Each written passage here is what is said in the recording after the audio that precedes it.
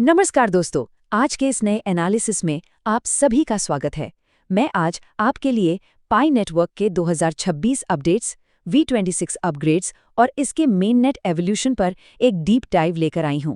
देखिए, क्रिप्टो की इस फास्ट पेस दुनिया में सही और सटीक इन्फॉर्मेशन होना किसी सुपर पावर से कम नहीं है। तो चलिए, बिना किसी देरी के सीधे पॉइंट पर आते हैं और इसको ब्रेक डाउन करते हैं। आपने एक चीज जरूर नोटिस की होगी, राइट? क्रिप्टो प्लेटफॉर्म्स पर हमेशा बहुत ज्यादा शोर शराबा होता है। हर जगह रॉकेट इमोजीज, लाल तीर और 1000x कंफर्म जैसे क्लेम्स भरे पड़े हैं। पर ऑनेस्टली आज हम इन हवाई बातों को बिल्कुल साइड में रखने वाले हैं। हमारा फोकस सिर्फ और सिर्फ ऑफिशियल फैक्ट्स और सोर्स मटेरियल पर होने वाला है। एक न्यूट्रल और लॉजिकल अप्रोच के साथ आज हम सिर्फ एग्जैक्टली वही डिस्कस करेंगे जो एक्चुअली ग्राउंड रियलिटी है। तो आज का हमारा रोड मैप बिल्कुल क्लियर है। हम कवर करेंगे पहला, पाई नेटवर्क V26 अपग्रेड्स, दूसरा, प्रोटोकॉल 23 एंड स्मार्ट कॉन्ट्रैक्ट्स, तीसरा, बियॉन्ड माइनिंग यानी उनका इकोसिस्टम, चौथा, future AI end developer tools और आखिर में वॉलेटिलिटी एंड मार्केट रियलिटी।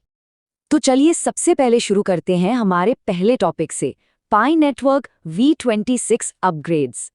पिछले कुछ वक्त से कम्युनिटी में नेटवर्क अपग्रेड को लेकर काफी अलग अलग रूमर्स थे, पर अब ऑफिशियल सोर्सेज ने इन सब पर फुल स्टॉप लगा दिया है।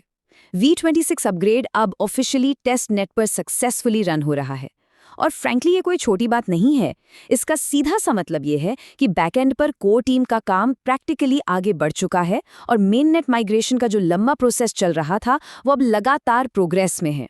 देखिए, टेस्ट नेट पर स्टेबिलिटी आना किसी भी ब्लॉकचेन के लिए एक बहुत बड़ा माइलस्टोन होता है। और हाँ, इस टेक्निकल जार्गन से घबराने की बिल्कुल जरूरत नहीं है। हम आगे के हर स्टेप को बिल्कुल आसानी से समझेंगे। अब आगे बढ़ते हैं नंबर 2 पर, प्रोटोकॉल 23 एंड स्मार्ट कॉन्ट्रैक्ट्स। अब अगर हम टेक्निकल पॉइंट ऑफ व्यू से देखें तो प्रोटोकॉल 23 का बेसब्री से इंतजार किया जा रहा था। क्यों? क्योंकि ये नेटवर्क की पूरी फाउंडेशन को और ज्यादा मजबूत बनाने वाला है।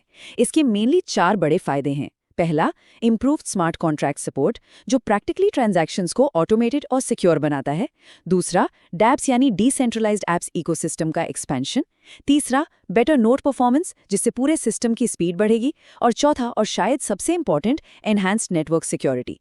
ये सारे अपडेट्स मिलकर एक बहुत ही मैसिव और स्ट्रॉन्ग नेटवर्क स्ट्रक्चर की नींव रख रहे हैं। देखिए, बैकएंड पर एग्जैक्टली क्या होता है जब ये इंटरकनेक्टेड नोड्स और ज़्यादा सीमलेसली कम्युनिकेट करते हैं तो नेटवर्क की सिक्योरिटी और परफॉर्मेंस ऑटोमेटिकली काफ़ी इंप्रूव हो जाती है। और तभी एक ब्लॉकचेन वास्ट स्केल पर हैवी ट्रैफिक हैंडल कर सकती है, वो भी बिना क्रैश हुए। ये सिक्योरिटी और स्पीड का जो परफेक्ट बैलेंस है, वही आगे चलकर इस नेटवर्क की असली सफलता तय करेगा। तो इसका सबसे बड़ा इम्पैक्ट किस पर पड़ेगा? एक्चुअली उन सभी लोगों पर जो नोड ऑपरेट कर रहे हैं। उनके लिए ये नए प्रोटोकॉल अपडेट सबसे ज्यादा मायने रखते हैं। सिस्टम के साथ प्रॉपर्ली सिंक रहने के लिए और बेसिकली नेटवर्क को स्मूथली चलाने के लिए ऑफिशियल अनाउंसमेंट्स को रेगुलरली फॉलो करना अब प्रैक्टिकली बेहद जरूरी हो गया है। आखिर नोड ऑपरेटर्स ही तो किसी डिसेंट्रलाइज्ड नेटवर्क की बैकबोन होते हैं, राइट? चलिए अब थोड़ा आगे बढ़ते हैं नंबर 3 की तरफ, beyond mining, the ecosystem. Technical बातों से थोड़ा बाहर आते हैं। एक वक्त था जब मार्केट में ये ओल्ड परसेप्शन बनी हुई थी कि पाई नेटवर्क सिर्फ एक बेसिक सा फोन बेस्ड माइनिंग ऐप है और बस। लेकिन न्यू रियलिटी बिल्कुल अलग है। अब पूरा का पूरा फोकस इकोसिस्टम की यूटिलिटी और डिसेंट्रलाइज्ड एप्लीकेशंस पर शिफ्ट हो चुका है। दुनिया भर के डेवलपर्स अब एक्टिवली ऐसी सर्विसेज बिल्ड कर रहे हैं जिनका हम और आप रियल वर्ल्ड में एक्चुअली इस्तेमाल कर सकें। ये प्रैक्टिकली एक प्योर माइनिंग प्रोजेक्ट से एक कॉम्प्रिहेंसिव यूटिलिटी इकोसिस्टम में एक बहुत बड़ा ट्रांजिशन है। अगर हम इस नेटवर्क के मैसिव स्केल की बात करें तो नंबर्स वाकई इंप्रेसिव हैं।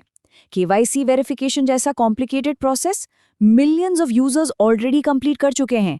ये अपने आप में एक रिकॉर्ड है। मेन नेट माइग्रेशन को देखें तो एक बहुत बड़ा number of account successfully migrate हो चुका है। और सबसे exciting part, hundreds of ecosystem apps इस वक्त बैकग्राउंड में एक्टिवली डेवलप की जा रही हैं। ये नंबर्स क्लियरली कम्युनिटी के ट्रस्ट और डेवलपर्स की मेहनत को दर्शाते हैं। अब देखते हैं हमारा point number 4, future AI end developer tools. कोई भी इकोसिस्टम तभी सच में ग्रो करता है जब उसके डेवलपर्स के पास प्रॉपर्ली काम करने के लिए आसान और पावरफुल टूल्स मौजूद हों। ऐसी रिपोर्ट्स आ रही हैं कि पाई ब्राउज़र के अंदर नए एआई बेस्ड लॉन्च टूल्स और एडवांस्ड डेवलपर फीचर्स बहुत जल्द आने वाले हैं। इन एआई टूल्स का मेन मकसद क्या है? सिंपली डेवलपर्स की मदद करना ताकि वो नए ऐप्स, स्मार्ट कॉन्ट्रैक्ट्स और यूटिलिटी प्रोजेक्ट्स को बहुत तेज़ी और एक्यूरेसी के साथ लॉन्च कर सकें।